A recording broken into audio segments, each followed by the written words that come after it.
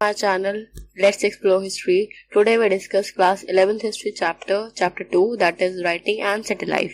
Basically इस chapter में हमें अपने वर्ल्ड की बहुत फेमस और काफी इम्पोर्टेंट सिविलाइजेशन के बारे में पढ़ना है, दैट इज मेसोपोटामियन सिविलाइजेशन.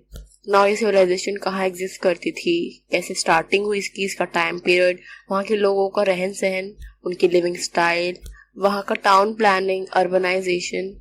हम इस चैप्टर में डिटेल में इन सारे टॉपिक्स के बारे में पढ़ेंगे. ओके, अब हम अपना चैप्टर स्टार्ट करते हैं with introduction. Alright, now Mesopotamian civilization, ये जो नाम है मेसोपोटामियन, ये हमें कहाँ से मिला या इसका क्या मीनिंग है एग्जैक्टली. सो अगर हम इसके नाम की बात करें तो मेसोपोटामियन दो ग्रीक वर्ड्स से मिलके बना है, मेसोस एंड पोटामोस. मेसोस का मतलब होता है मिडिल एंड पोटामस रिवर. ठीक है, मिडिल द रिवर, मतलब ये जो मेसोपोटामियन सिविलाइजेशन है, ये जो मेसोपोटामिया नाम दिया गया है, ये उसकी लोकेशन देख के दिया गया है. अगर हम इन्हें देखें मिडिल एंड रिवर, तो मेसोपोटामियन का जो मीन है वो exactly a land between reverse. मतलब मेसोपोटामियन सिविलाइजेशन जो है वो हमारी दो वेरी इंपॉर्टेंट रिवर्स के बीच में स्टैब्लिश हुई थी, वहां की स्टार्टिंग है उसकी. एंड वो रिवर्स कौन सी है? यूफ्रेट एंड टिग्रिस. कोई भी सिविलाइजेशन एक रिवर वैली के ही किनारे होती है. सो हमारी मेसोपोटामियन सिविलाइजेशंस की जो मेन टू रिवर्स हैं वो है यूफ्रेट एंड टिग्रिस. एंड ये प्रेजेंट डे कौन सी कंट्री में है ये टू रिवर्स? ये है प्रेजेंट डे इराक में. ठीक है, इराक, मिडिल ईस्ट की अगर हम बात करें तो वहां है ये कंट्री, वहां पर मेसोपोटामियन सिविलाइजेशन की स्टार्टिंग हुई थी, वहां इसकी लोकेशन है. नाउ अगर हम इसका मैप देखें तो कुछ इस तरह का हमें देखने को मिलेगा. ठीक है, दिस इज मेसोपोटामिया सिविलाइजेशन का पूरा ये जो ब्राउनिश पार्ट है, एंड ये हमें टिग्रिस एंड यूफ्रेट रिवर दिख रही है. सो कुछ इस तरीके का मैप हमें देखने को मिलेगा मेसोपोटामिया का. एंड वन मोर थिंग, इस मेसोपोटामियन सिविलाइजेशन को या इस लैंड को फर्टाइल क्रीसेंट भी कहा जाता है, बिकॉज इसका आप शेप देख रहे होंगे, थोड़ा क्रीसेंट मून जैसा है. सो अगर आपको कहीं दिखे कि फर्टाइल क्रीसेंट किसे कहते हैं तो वो मेसोपोटामियन सिविलाइजेशन को ही कहा जाता है. Okay, back to the point. ये हमें पता चल गया मेसोपोटामियन सिविलाइजेशन का मीनिंग एंड उसकी लोकेशन. नाउ अब हमें देखना है कि मेसोपोटामियन सिविलाइजेशन इतनी फेमस क्यों है, अब उसको क्यों जाना जाता है. एक तो उसकी प्रॉस्पेरिटी की वजह से, उस सिविलाइजेशन की सिटी लाइफ की वजह से उसको जाना जाता है, लिटरेचर की वजह से, मैथमेटिक्स एंड एस्ट्रोनॉमी. सो इन चीजों की वजह से मेसोपोटामियन सिविलाइजेशन काफी फेमस है. मैथमेटिक्स वहाँ का काफी मतलब इम्पोर्टेंस, उसने काफी ज्यादा कंट्रीब्यूट किया है मैथमेटिक्स ने, इस सिविलाइजेशन ने. लिटरेचर में उसका काफी बड़ा हाथ है. सिटी लाइफ वहाँ की काफी अच्छी थी एंड काफी फेमस है, जो कि आज हमें पढ़ने को मिलती है. एस्ट्रोनॉमी में भी उसका काफी ज्यादा कंट्रीब्यूशन है. So this is some points जिसकी वजह से मेसोपोटामियन सिविलाइजेशन को जाना जाता है, वो फेमस है ना. अगर हमने लिटरेचर और इन सब चीजों की बात की तो वहां पर लैंग्वेज भी जरूर होगी. तो मेसोपोटामियन सिविलाइजेशन की जो फर्स्ट लैंग्वेज है वो थी सुमेरियन. फर्स्ट लैंग्वेज सुमेरियन थी इस सिविलाइजेशन की, लेकिन ये ग्रेजुअली रिप्लेस हो गई. मतलब स्टार्टिंग में फर्स्ट लैंग्वेज थी सुमेरियन, देन आगे जब टाइम बढ़ता गया अराउंड 2400 BCE की बात करें तो ये सुमेरियन जो थी वो रिप्लेस हो गई by Akkadian. This is another language. हम इसके बारे में डीप में आपको आगे बता दूंगी, बट इन शॉर्ट ये हमारी फर्स्ट लैंग्वेज थी सुमेरियन, एंड उसके बाद ये रिप्लेस हो गई अकेडियन के बाद. नाउ नेक्स्ट पॉइंट देखते हैं. अगेन अगर हम कंटिन्यू लैंग्वेज की बात करें तो फ्रॉम 1400 BCE अरामिक लैंग्वेज भी देखने को मिली है इस सिविलाइजेशन में. और ये जो लैंग्वेज है वो काफी ज्यादा सिमिलर थी हिब्रू से, जो कि 1000 BC आते आते काफी ज्यादा लोगों के द्वारा यूज किया गया. मतलब काफी लोग उसी में स्पीक करते थे, अरामिक लैंग्वेज में बोलते थे. सो मेनली आपको 3 लैंग्वेजेस के बारे में अच्छे से याद रखना है, उनका नाम. फर्स्ट वन इज सुमेरियन जो उसकी फर्स्ट लैंग्वेज थी, then Akkadian and then Aramaic. Now हमने देखा है अपनी हिस्ट्री में, जब भी हम किसी चैप्टर को पढ़ते हैं या कोई टॉपिक पढ़ते हैं, किसी भी हिस्ट्री के बारे में अगर हमें जानना हो तो उसका हमें सोर्सेज देखना होता है. नाउ मेसोपोटामियन सिविलाइजेशन की जो हम स्टडी कर रहे हैं उसके सोर्सेज हमें कहाँ से मिले. जितना भी हम अभी तक इसके बारे में जानते हैं या आगे हम पढ़ेंगे, उसके सोर्सेज जो हैं वो हमारे आर्कियोलॉजिस्ट ने बताए हैं. First one is Mesopotamian buildings. वहाँ की बिल्डिंग्स को देख के हमें वहाँ का लिविंग स्टाइल या वहाँ की building structure, urbanization, town planning के बारे में पता चलता है. वहाँ के कुछ स्टैचू हैं, ऑर्नामेंट्स हैं, टूल्स हैं, seal and Graves. Seal is again very important, जिससे आप मोहर समझ सकते हो. मोहर बहुत इंपॉर्टेंट होती है किसी भी जगह की. जैसे कि हम समझ सकते हैं आज के टाइम में हमारी कंट्री की करेंसी। सो ये कुछ सोर्सेज हैं जिनकी वजह से आज हम मेसोपोटामियन सिविलाइजेशन को पढ़ते हैं, उसकी स्टडी करने में हमें काफी इजी होता है। ऑलराइट, नाउ हिस्टोरियंस ने जब स्टडी किया मेसोपोटामियन सिविलाइजेशन के बारे में, सो उन्होंने ये पता लगाया कि जो मेसोपोटामिया है वो काफी इंपॉर्टेंस रखती है यूरोपियंस के लिए। ऐसा क्यों है? Because of reference to it in old testament. Mesopotamian का ओल्ड टेस्टामेंट में रेफरेंस वो देख के वो काफी इंपॉर्टेंट समझते थे इस लैंड को।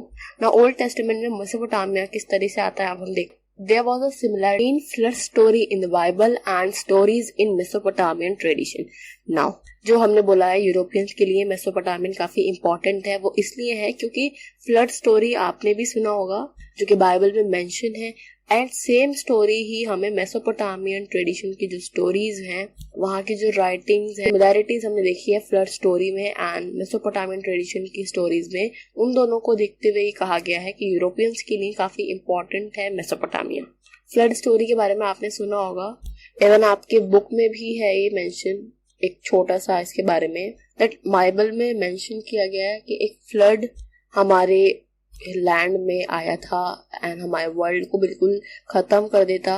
पूरी जितनी भी लाइफ थी, जितने भी लोग थे वो डिस्ट्रॉय हो जाते, लेकिन गॉड ने एक पर्सन को चुना, दैट इज नोआ, ताकि फ्लड के बाद कंटिन्यू लाइफ साइकिल चलती रहे। तो उनके जितने भी बिलीफ वाले थे नोह के, वो उनके साथ एक बोट में, काफी बड़ी शिप में वो लोग बैठ गए उस फ्लड से बचने के लिए। एंड इवन उन्होंने एनिमल्स का, बर्ड्स का एंड जितनी भी हमारे लैंड में, हमारे वर्ल्ड में हमें लिविंग ऑर्गेनिज्म मिलते हैं, उनके पेयर्स को अपने साथ उस बोर्ड में रखा ताकि फ्लड के बाद जो लाइफ है कंटिन्यू रह सके। ओके, ये थोड़ा सा मैंने आपको जस्ट बता दिया ताकि आपको कुछ कंफ्यूजन न रहे कि एक्चुअली में इस फ्लड स्टोरी में है क्या। नाउ अपने चैप्टर पे वापस आते हैं। तो यही चीज जो इस फ्लड स्टोरी में बताई गई थी वो ही मेसोपोटामियन ट्रेडिशन की स्टोरीज में भी बताई गई थी। तो लोगों को लगा कि कहीं ना कहीं हमारा जो पास्ट है वो सिमिलर है, and for that travellers and scholar of Europe वो मेसोपोटामिया को as a kind of ancestral land ऐसे मानने लगे। एंसेस्टर मतलब पूर्वज, मतलब जो हमारे एंसेस्टर्स हैं उनका जो लैंड है वो मेसोपोटामिया ही है, वहीं से हम लोग भी आए हैं, ऐसा यूरोपियंस उनको मानने लगे। बिकॉज जो सिमिलैरिटीज उनको मिली थी उस स्टोरीज में एंड ट्रेडिशन की स्टोरीज में, वो कहीं ना कहीं ये बताती है कि शायद हम लोग एक ही हैं, हम लोग सेम हैं, जो हमारा ओरिजिन है वो सेम है। ठीक है, तो इस वजह से यूरोपियंस के लिए मेसोपोटामिया इंपॉर्टेंट है। सो ये तो हमारा मेसोपोटामियन सिविलाइजेशन के बारे में काफी शॉर्ट इंफॉर्मेशन थी। अब हम इसकी डीप में पढ़ते हैं। हमारा नेक्स्ट टॉपिक है मेसोपोटामिया एंड इट्स ज्योग्राफी। हमने जस्ट अभी मेसोपोटामियन सिविलाइजेशन की लोकेशन देखी है, जस्ट मैप में हमने देखा कि हाँ ये प्रेजेंट डे इराक में सिचुएटेड है, वहाँ पे इसकी एस्टैब्लिशमेंट हुई है, स्टार्टिंग हुई है। नाउ अब हमें इसकी ज्योग्राफी के बारे में और डीपली पढ़ना है। हमारा फर्स्ट पॉइंट कहता है जो इराक है वो काफी डाइवर्स एनवायरमेंट की लैंड है। ऐसा डाइवर्ट एनवायरमेंट इतनी क्यों कहा? बिकॉज नॉर्थ ईस्ट में काफी ग्रीन प्लेन्स हमें देखने को मिलते हैं, वहाँ ट्री कवर्ड माउंटेन रेंजेस हमें देखने को मिलती है, clear streams and wild flower with enough rainfall. मतलब हमें साउथ में अलग, नॉर्थ में अलग, ईस्ट में अलग एंड वेस्ट में अलग अलग एनवायरमेंट देखने को मिलता है। तो इस वजह से हमने इसको डाइवर्स एनवायरमेंट कहा। तो ये जो हमने अभी ग्रीन प्लेन्स एंड रेनफॉल की बात की, ये हमारा था नॉर्थ ईस्ट में। अगर हम प्रॉपर नॉर्थ डायरेक्शन की बात करें तो there is a stretch of upland called steppe. This is again very important.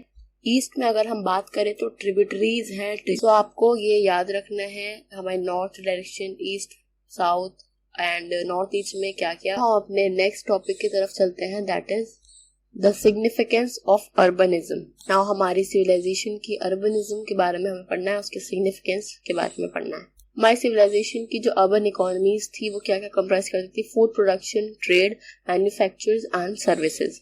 City के जो लोग थे वो काफी हद तक सेल्फ सफिशिएंट थे एंड डिपेंड करते थे on the product and service of other peoples. मतलब दूसरे लोगों के ऊपर वो डिपेंड करते थे for product and services. For example अगर हम एक कार्वर का एग्जाम्पल देखें, carver of a stone seal, उसको ब्रोंज टूल की जरूरत है जो कि वो खुद नहीं बना सकता, या कलर्ड स्टोन फॉर सील्स जो कि वो खुद नहीं कर सकता। तो ये अलग अलग काम अलग अलग पर्सन के ही होते थे। उसकी स्पेशलिटी या उसकी स्पेशलाइजेशन जो है कार्वर की वो है फाइन कार्विंग, नॉट ट्रेडिंग, ठीक है। सो अगर इसको स्टोन सील के लिए ब्रोंज टूल चाहिए है तो उसमें ट्रेड का यूज होगा ऑब्वियसली, बिकॉज जिस चीज की रिक्वायरमेंट है वो कहीं से आएगी, उसका ट्रेड होगा, उसका ट्रांसपोर्टेशन होगा, उसकी सप्लाई होगी, ठीक है। तो यहीं पर ये समझाना चाह रहे हैं डिवीजन ऑफ लेबर जो है वो काफी अर्बन लाइफ, ठीक है, डिवीजन ऑफ लेबर किया गया है एंड जो जिसका काम है वो वही प्रैक्टिस करेगा, ठीक है। अगर अर्बन सिटीज की बात करें तो वहां पर deliveries of grain and other food items, ठीक है, वो विलेजेस से सिटीज में आती थी ये चीजें, ग्रेन एंड फूड्स। तो यहाँ पे भी हमें ट्रेड देखने को मिला है, सप्लाई देखने को मिली है। तो ये जितनी भी सर्विसेज हैं या जो प्रोडक्शन हो रही है, मैन्युफैक्चरिंग हो रही है, ट्रेड हो रहा है, तो ये सब जो पूरा सिस्टम है ये एक पर्सन की कमांड में ही होगा। सो यही बोला है लास्ट पॉइंट में, some person people give command that other obey. एक पर्सन होगा वो कमांड देगा तभी दूसरे ओबे करेंगे उसको। And urban economies require the keeping of written record also, ठीक है। तो इस पूरे सिस्टम में एक कमांड देने वाला पर्सन होना चाहिए, उसके अंडर में दूसरे काम करेंगे, लेबर्स, उनका डिवीजन हुआ है।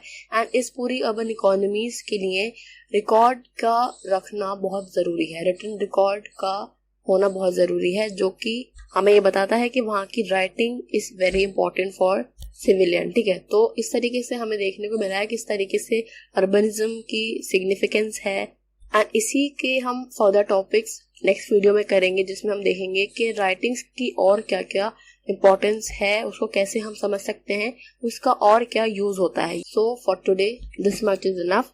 अब आप इन नोट्स के, इन पॉइंट्स के किसी भी पोर्शन में अगर आपको डाउट हो तो आप मुझे कमेंट सेक्शन में पूछ सकते हैं। वीडियो का सेकेंड पार्ट हम कंटिन्यू करेंगे एंड चैप्टर के एंड में you will get its important question also. Okay, for today thank you so much. Don't forget to like, share and subscribe. Also hit the bell icon so that you will get the notification of all the videos.